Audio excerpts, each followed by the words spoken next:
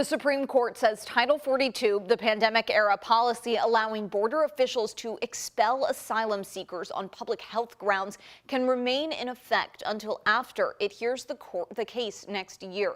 The policy was set to end last week, but several Republican-led states appealed, saying without Title 42, a flood of migrants would overwhelm the border. ABC's Elizabeth Schultz has the latest.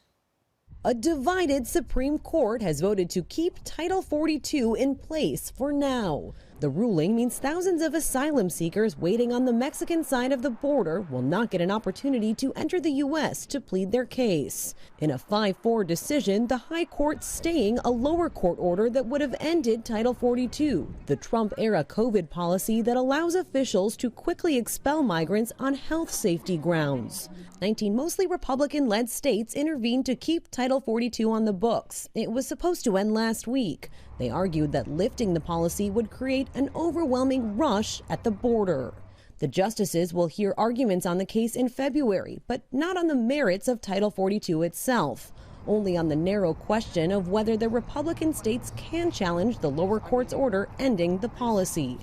The justices also made clear the Biden administration still has the power to discontinue Title 42 on its own if it so chooses, though that process would likely take several months. In the meantime, we have to enforce it, but I think it's overdue.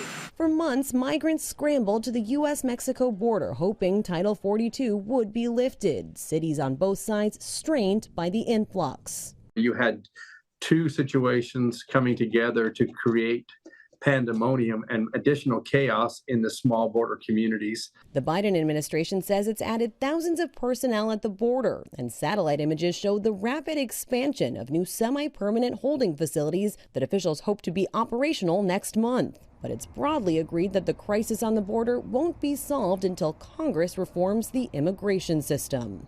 Elizabeth Schultz, ABC News, Washington.